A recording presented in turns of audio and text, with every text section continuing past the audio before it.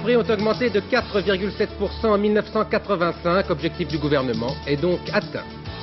L'une des plus dangereuses terroristes allemandes vient d'être arrêtée. Anneli Becker aurait participé au meurtre de l'industriel Ernst Zimmermann. Les chercheurs du monde entier réunis aux Antilles, ils savent maintenant comment se forment les cancers.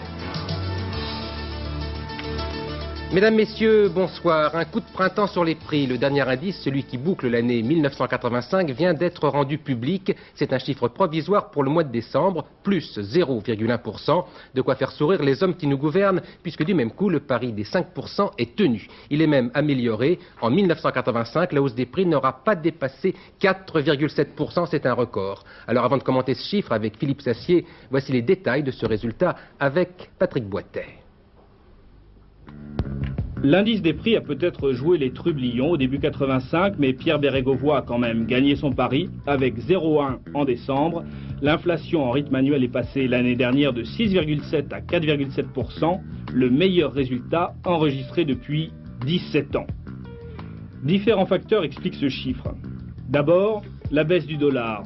L'année dernière, le billet vert a perdu le tiers de sa valeur. Certaines importations facturées en dollars ont donc vu leur prix baisser. Deuxième facteur, la chute des cours du pétrole et bien sûr sa répercussion sur le prix des carburants. Enfin, sur le plan intérieur, la désindexation des salaires sur le prix a continué de jouer un rôle modérateur. Seulement, pas de triomphalisme, 60% des composants de l'indice des prix sont toujours sous contrôle. Et si la France, dans la lutte contre l'inflation, est désormais dans la bonne moyenne des pays du marché commun, elle est toujours en retard sur l'Allemagne, son principal partenaire, qui en rythme annuel, l'année dernière, a fait 1,8% d'inflation. Réaction du Premier ministre, M. Fabius. C'est un très bon résultat qu'il va falloir poursuivre l'an prochain. Et Philippe Sassier, c'est vrai que tout n'est pas encore joué aujourd'hui. Non, et c'est vrai que cet indice reste en partie sous surveillance, que le climat mondial est à la baisse générale des prix, mais il semble bien que le comportement des Français se soit modifié, notamment en ce qui concerne leurs revendications salariales, et c'est peut-être plus important que l'indice lui-même. Alors, que va-t-il se passer cette année? Bien, a priori, rien ne laisse prévoir une remontée des prix du pétrole, des matières premières et du dollar. Le climat favorable devrait donc durer. En revanche, il faut remarquer que les hausses de tarifs publics comme celle de la RATP n'ont pas encore été programmées, que celle de la SNCF n'interviendra pas avant le mois d'avril ou de mai, de même que celle de la fiscalité pétrolière prévue dans le budget 86. Il y a donc, comme on dit, des hausses dans le tuyau inévitables après le mois de mars, alors qu'on estime qu'une libération totale des prix coûterait entre 1 et 2 points d'inflation supplémentaires. Bref, la bataille totale contre l'inflation sera définitivement gagnée lorsque un indice totalement libéré donnera d'aussi bons résultats que ceux qu'on vient de connaître et que ceux qui seront annoncés tout au long du premier trimestre. Le second titre de ce journal nous entraîne sur le terrain de la lutte contre le terrorisme qui continue de marquer des points. Après la Belgique et la France, c'est l'Allemagne qui vient de réussir un beau coup de filet en arrêtant l'une des principales terroristes recherchées dans le pays. Elle serait impliquée dans plusieurs attentats et notamment dans le meurtre de l'industriel allemand Ernst Zimmermann en février dernier. De Bonn, Michel Meyer. Le dernier carré du terrorisme ouest-allemand, une dizaine d'activistes dont une majorité de femmes. Une femme de moins donc depuis la mi-journée avec l'arrestation de la plus militante d'entre elles, un gros poisson disent les policiers.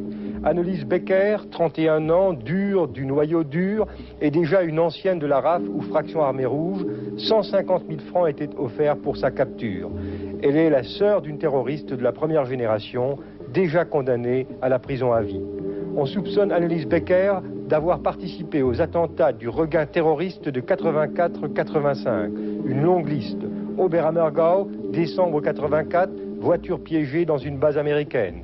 Assassinat au petit matin à son domicile de Munich de l'industriel Zimmermann, directeur d'une usine de réacteurs pour l'OTAN.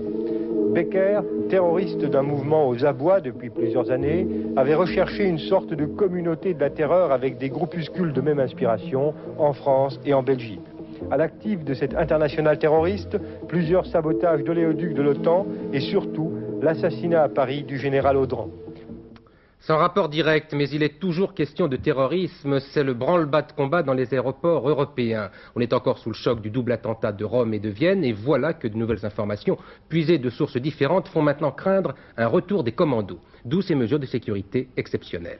Hervé Brusili. Aéroport de Manchester, plus d'une centaine de policiers. Un dispositif volontairement très spectaculaire, on veut dissuader, mais aussi pouvoir faire face à toute attaque. Le comptoir d'El Al est le plus surveillé. Chez vous, les objectifs israéliens sont directement menacés, a prévenu un telex venu d'Interpol. Un message identique a été envoyé ici, en Scandinavie. Fouille systématique à l'entrée des aéroports, présence de militaires à l'embarquement des bagages. Tout est mis en œuvre pour déjouer un éventuel commando, une éventuelle explosion. Ici, l'alerte est tous azimuts. Des blindés, des chicanes devant l'ambassade des États-Unis, protection étroite, des banques, des synagogues, un qui-vive général où l'on parle d'une tentative possible d'Abu Nidal. Protection, prévention, sécurité, le terrorisme transforme peu à peu le quotidien de chaque pays européen. Et puis terrorisme encore avec l'avis de recherche émis par le parquet italien contre Aboul Abbas, le chef du Front de libération de la Palestine, le FLP. C'est un sacré rebondissement dans l'affaire du paquebot Achille Lauro, détourné en octobre dernier, puisque le gouvernement italien avait alors préféré, dans un premier temps, laisser Aboul Abbas quitter le pays, et cela bien en dépit d'un mandat d'arrêt américain dont il faisait alors l'objet. Il s'en était suivi une très vive dispute au sein des partis de la coalition qui dirige actuellement l'Italie. Au Liban, c'est entre factions chrétiennes rivales que se poursuit la guerre à laquelle devait mettre fin un accord de paix signé il y a quelques semaines entre miliciens chrétiens, druzes et chiites. Face à face aujourd'hui, ces miliciens chrétiens qui ont signé l'accord justement et d'autres chrétiens qui, eux, veulent renégocier ou tout le moins rediscuter certains points de ce texte inspiré par Damas. Les explications de Pierre Serra.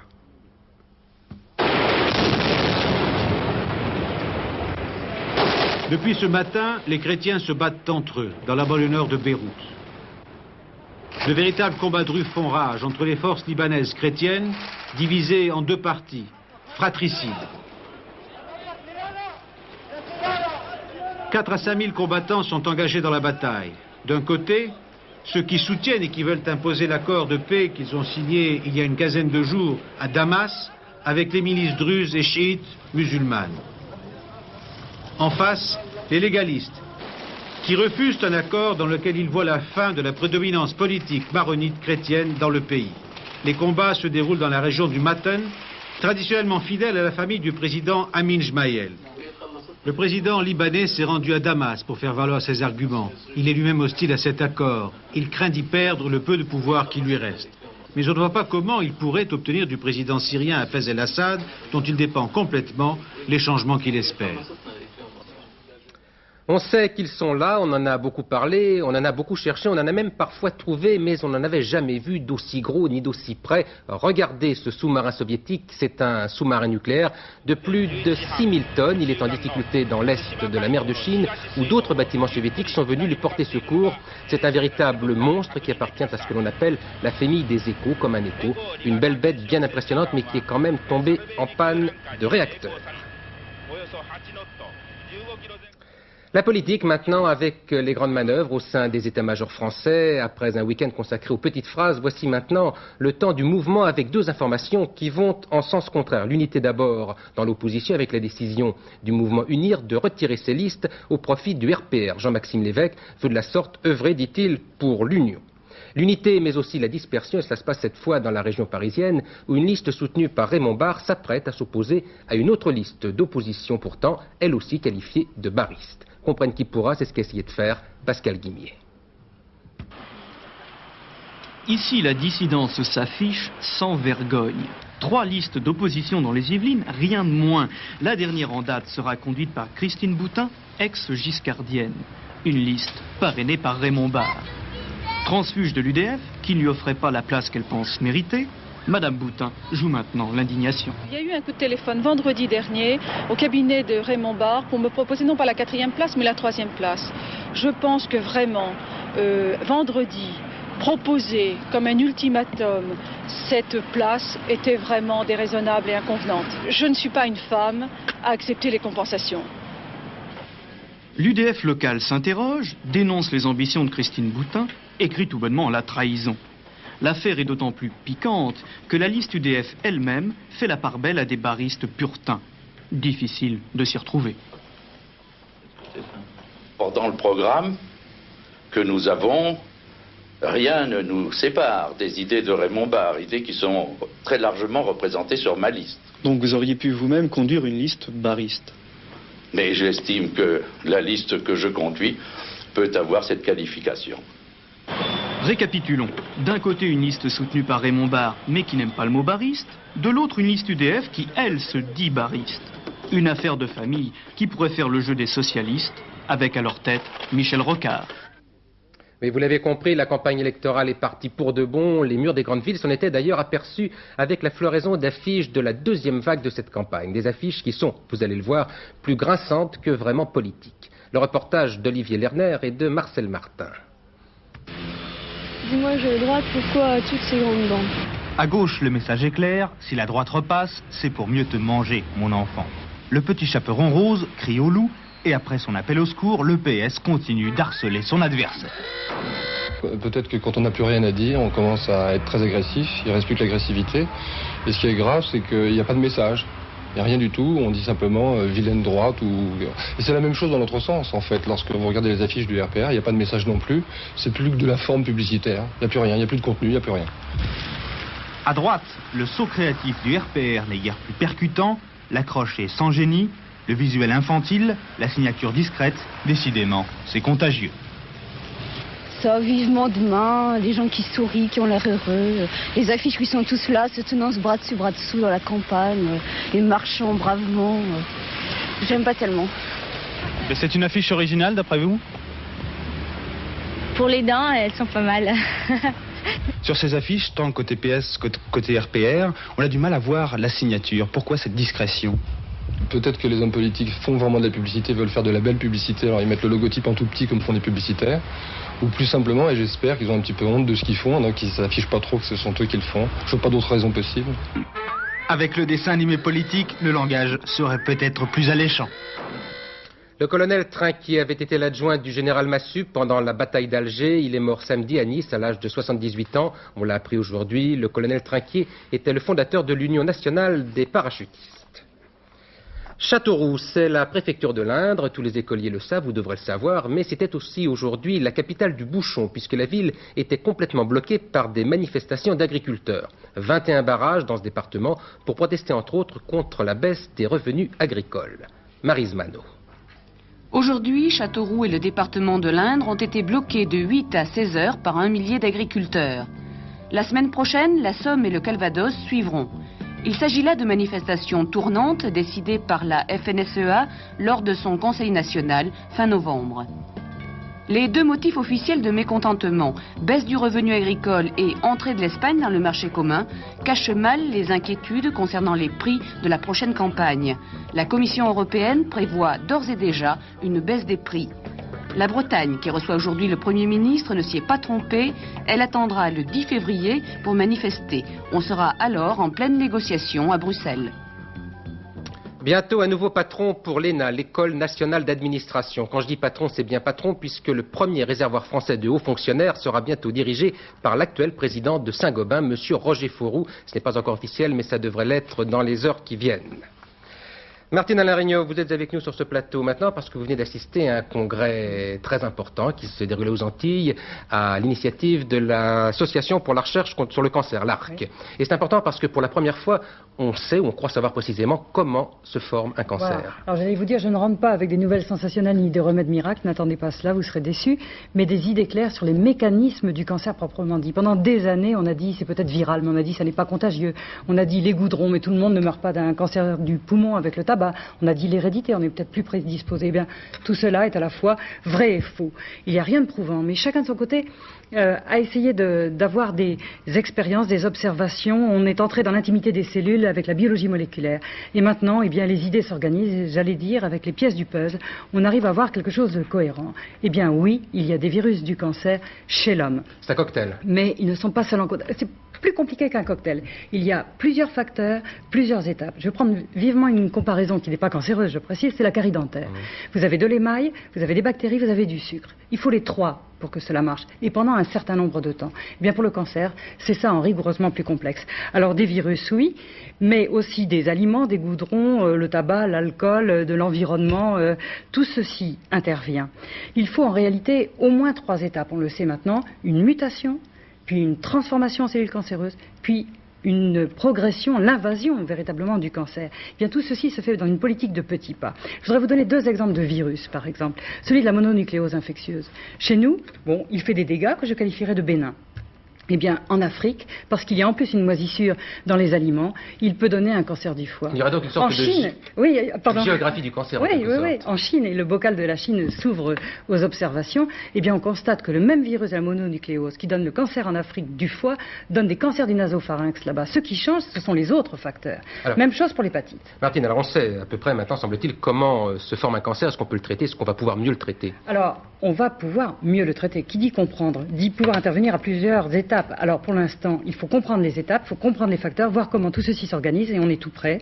Et on a parlé de traitement. Les traitements pour le futur, parce que c'est seulement quand on connaît le mécanisme qu'on peut traiter avec précision au lieu de traiter tous azimuts. Vous étiez avec du très beau linge, ce qu'il y a de mieux dans le domaine de la recherche. Tous les cancérologues français étaient là-bas. Comment sont vus les Français précisément? Alors ils sont très bien vus, et j'allais vous dire, il n'y avait pas que des Français. 16 pays étaient représentés, en particulier le dynamique Amérique, et en particulier pour le sida, les équipes de France et d'Amérique. Et je peux vous dire que ce soit pour le sida, que ce soit pour l'hépatite, et je rappelle que dans certains cas, elle peut donner un cancer avec des cofacteurs, que ce soit pour les lésions, la réparation de l'acide nucléique, dans tous les cas, les équipes de France sont rigoureusement en pointe, et il faut arrêter les querelles parce que vraiment la compétition n'est pas juste, il faut coopérer dans ce domaine et ça ira très vite. Merci Martine, je pense qu'on aura l'occasion de revenir plus largement, plus abondamment sur ce problème, donc avec ces nouvelles découvertes en quelque sorte sur le cancer. Assassiné parce que son frère devait de l'argent à un revendeur de drogue. Vendredi dernier, le petit trafiquant est venu réclamer son argent, 5 000 francs. Seul le frère était à la maison, alors il l'a emmené et abattu de plusieurs balles dans la tête. L'assassin a 23 ans et la victime en avait, elle, 18. 21h30 hier soir, en territoire français, à 6 km de la frontière avec la Suisse, des policiers suisses, justement, ouvrent le feu sur 3 jeunes gitans qui tentaient de leur échapper avec un coffre-fort dans leur voiture. Les policiers suisses avaient exercé un droit de poursuite qui n'a pas grand-chose à voir avec le droit tout court. Ils ont été déférés au parquet de Mulhouse, puis libérés. L'un des jeunes est gravement blessé. Frédéric Astou.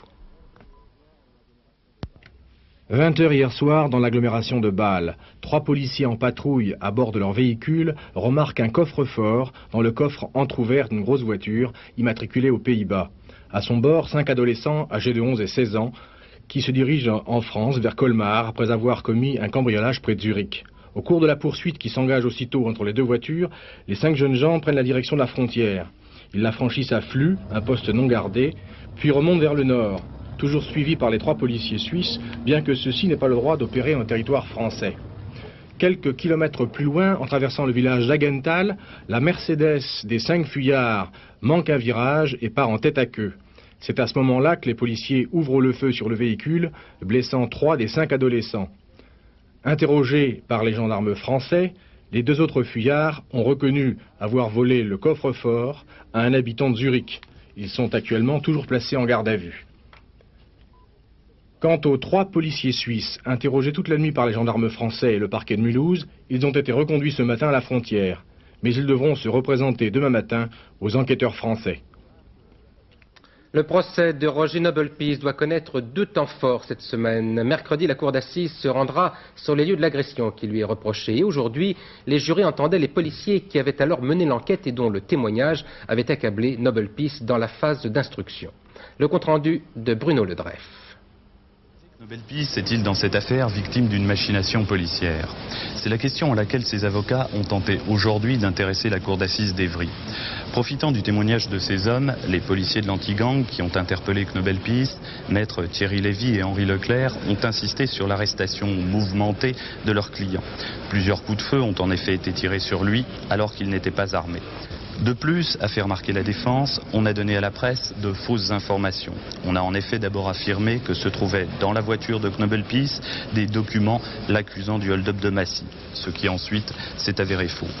Nous avons fait notre travail, répondent les enquêteurs. C'est Michel Baron, l'un des autres accusés, et un vieil ami de Nobel-Peace qui nous a menés jusqu'à lui. Après une semaine d'audience et l'audition de nombreux témoins, bien des points restent cependant encore obscurs. Ce matin, GB, le rédacteur en chef d'Harakiri, n'a pas fourni un alibi totalement satisfaisant à Knobel Peace. Mais par ailleurs, aucun des témoins du hold-up n'a pu formellement identifier Knobel Peace. L'audience d'aujourd'hui n'a donc pas vraiment fait progresser la recherche de la vérité. Et on attend toujours le ou les témoins qui permettraient de lever toutes les ambiguïtés que la Cour devra bien contourner pour rendre son verdict. Une polémique autour de la grâce présidentielle accordée à Claude Lang, le frère du ministre de la Culture. Il avait été condamné à 12 ans de réclusion criminelle pour homicide volontaire au lendemain d'une rixe. Il vient donc de faire l'objet d'une grâce, mais il n'a pas été libéré, contrairement à ce qu'on a pu lire dans certains journaux. Claude Lang est toujours détenu à Metz, et ça nous amène à rappeler que cette affaire s'inscrit, en définitive, dans une réglementation beaucoup plus large et que vous nous précisez maintenant, Paul Lefebvre. En novembre dernier, le président de la République a signé une série de 300 grâces présidentielles, libération, réduction de peine. Tous les présidents le font assez régulièrement. Le dossier de Claude Lang, qui avait été présenté normalement par son avocat, Philippe Lemaire, a fait tout aussi normalement l'objet d'une étude et d'une réduction de peine. Celle-ci, 12 ans, a été réduite à 10. Mais pas question de libération, puisque la loi prévoit, article 720 du Code pénal, pour 12 ans, une mesure de sûreté de 6 ans. En clair, Claude Lang ne pourra bénéficier d'aucune mesure de libération avant 1987. À partir de cette date seulement, le comité consultatif de libération conditionnelle pourra, 1 an ou 2 plus tard, en fonction de la procédure, décider éventuellement cette libération. Article 729 du Code pénal. Voici les textes, voici la loi. Il est dommage que ceux qui la connaissent ou qui devraient la connaître jouent les aveugles et préfèrent la polémique dans un domaine où il est facile, trop facile vraiment, de réveiller les passions. Le sport maintenant, avec d'abord les soucis de l'équipe de France de rugby. 2 forfaits des tricolores pour le tournoi des 5 nations qui se joue samedi à Murrayfield en Écosse. Jérôme Gallion, le demi-toulonnais, ne pourra pas jouer, il s'est blessé à un genou. Du coup, de Berbizier se retrouve titulaire. Forfait aussi de Champ, un autre toulonnais, mais qui joue à l'aile. Il souffre d'une fracture à la main et sera remplacé par l'Agenais Dominique Herbani. Le Paris-Dakar, maintenant, qui est depuis 3 jours le rallye de la casse. 500 concurrents au départ, 180 seulement au terme de cette première semaine, avec aussi des accidents graves, dont celui de Baron, qui est toujours dans le coma. Ce lundi était donc une journée de repos pour les pilotes et l'occasion de penser les bleus du corps et de l'âme. Paris-Dakar avec nos envoyés spéciaux Jean-Louis Calmejane et Patrick Schoen.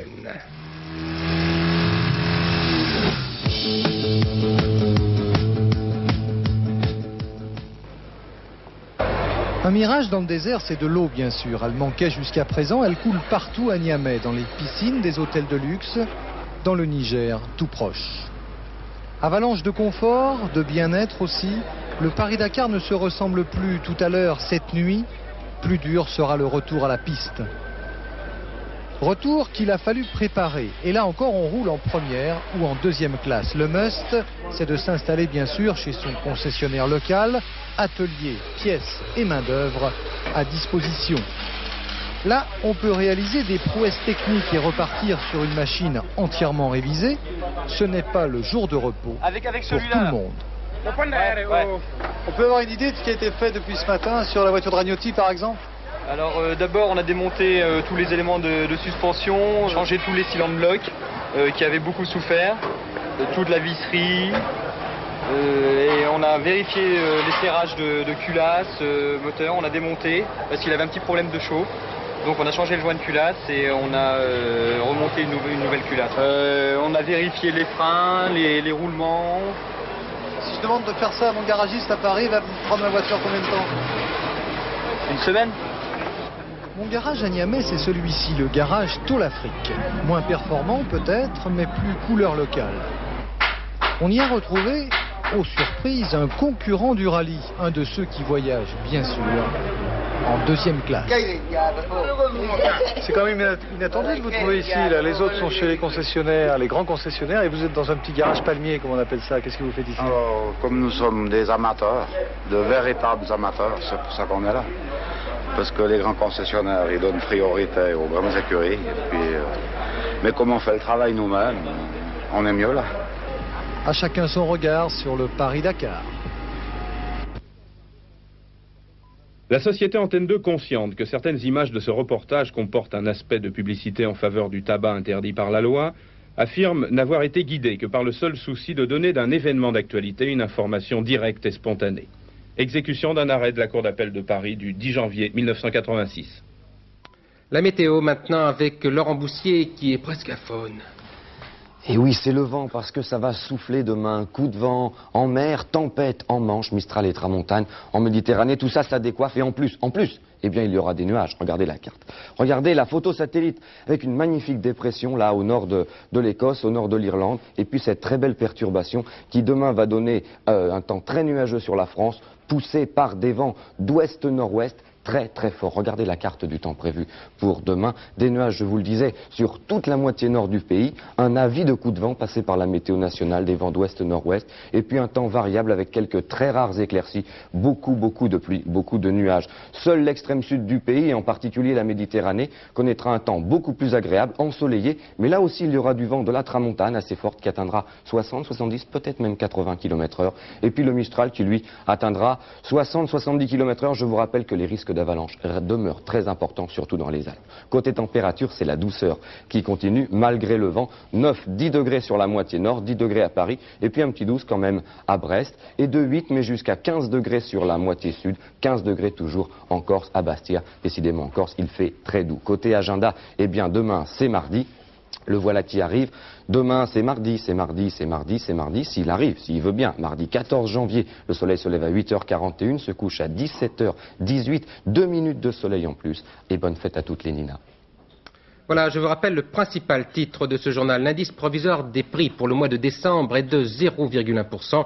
L'inflation a donc été inférieure à 5% l'année passée, avec plus 4,7% seulement. Et puis une dépêche que l'on m'apporte et qui est titrée urgent, selon laquelle M. Craxi, donc le président du Conseil italien, accuse la Libye de soutenir Abu Nidal, responsable selon lui des attentats aux aéroports de Rome et de Vienne. Mais apparemment, ça n'est pas une surprise, puisque l'on sait assez précisément que Abu Nidal est soutenu par le Tripoli. Voilà, dernier journal de Bernard Pradino aux environs de 23h15. Il recevra deux invités, Franz-Olivier Gisbert du Nouvel Observateur et Claude Cabane de l'Humanité. Thème du débat, les mots aigres-doux que se sont adressés le PS et le PC durant ce week-end.